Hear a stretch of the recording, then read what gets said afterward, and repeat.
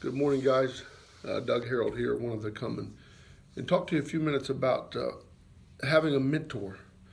Obviously, I think having a mentor is crucial to your growth. You talk about how many you have or how many I constantly look for mentors. One of the greatest things of my life, I often say, was being raised by my grandfather, who taught me to shut up and listen. We were around lots of older people, and back in the day when I was growing up, as a young person, you didn't say a whole lot because you didn't have a whole lot to say. But as we go through, looking at mentors, it's important that you find somebody that's where you want to be. Um, Dan Pena, who's one of my mentors, who I paid to be one of my mentors. Now, if you look up Dan Pena, most of you are not going to like him. Doesn't matter, but he's done it. He says, "Show me your friends, I'll show you your future." A lot of times, we are so desirous of being the best in our circle that our friends are all underneath us. And in order to get out of your comfort zone, you got to find people that are where you want to be. And I got 8 things wrote down here that I think about. What you need to be someone that is mentored. To have a mentor, you got to be willing to grow. You got to be, sort of fed up with where you're at. The only 2 things are not fed up with where you're at, but you want to go to the next level. The only 2 things that lead that drive change is inspiration and desperation. Um, I live life now most of the time inspired. Probably when I started this journey, it was a little bit out of desperation years and years ago. But you got to be willing to grow. You got to be willing to shut up and listen. And somebody might not like that statement, but you got to be willing to shut up and listen. I've watched people constantly that are around people that have made to where they want to be, and yet they're constantly trying to tell that person about their life. Nobody wants to know about your life. If they want to know, they'll ask you. But when you go to that mentor-mentee relationship, you're there to understand what they know. We were, we all know Randy Haugen, and I was somewhere where Randy was speaking, and some other folks were speaking, and I told my wife I got very frustrated because most folks wouldn't let Randy talk because they had to tell their story.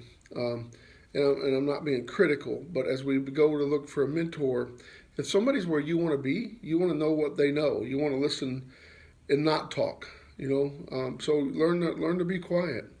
Um, you know, my favorite book says study to be quiet. You got to learn that. You got to learn that you're not the bride of every wedding and the corpse of every funeral. You got to learn if you're going to be a mentor. The third thing is you got to be willing to be humble, and that probably goes to the shut up factor. You got to be willing to be humble. You got to be willing to know that you don't know everything, and you got to be willing to say, I want to learn. I want to grow. I want to make a difference. The only thing you can do in making a difference, all you have to give is what's inside of you. So the only way you give more is grow more, and you grow more with a mentor. You got to be willing to ask.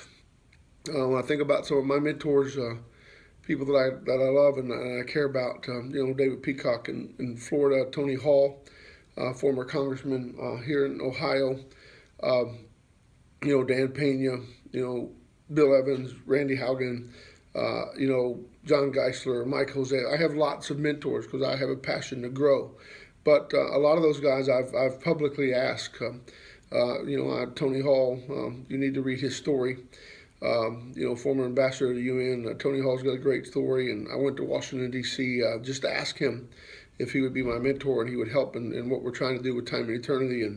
And most of the time, older folks, they want to help. They want to give back. They got a lot of wisdom. Problem is, us folks that are younger don't desire their wisdom. So be willing to ask somebody to mentor. Be willing to learn. Be willing to, to really grow and to really learn what you don't know. And that's a real big important. And then also willing to be a mentor. You do have something that'll help somebody. You are in a place that somebody's going to be in soon. Sometimes in my life, I've learned things one day and I've literally taught them the next day. That's okay, but be willing to be a mentor. Be willing to, when somebody needs something that you can add value, be willing to add that value, and that's an important deal. The seventh thing here is just be willing to, just be willing to be who you are and have a passion to make who you are better next week than you are this week. And you do that by great mentors. You don't follow somebody that you don't want to be like. And I don't mean be like them as robots. Don't be around people that can't teach you. And eventually, as you grow, the circle of your friends are going to burn off. When your 5 friends begin to burn off, and make sure you replace that circle of influence with somebody that's better. And it doesn't mean that they burn off catatonic. It just means that they, sometimes when you grow, other people get uncomfortable, and all of a sudden the relationship's not what it was. So make sure you replace them with somebody that will force you to continue to be better. And lastly, be willing to let yourself become more. Be willing to say, hey, I don't know everything.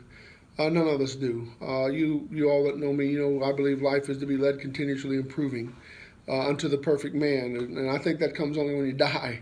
So be willing to grow, and be willing to invest in you.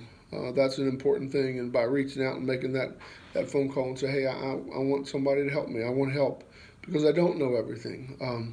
It's really important. So hopefully this has helped. I believe firmly in you having a mentor.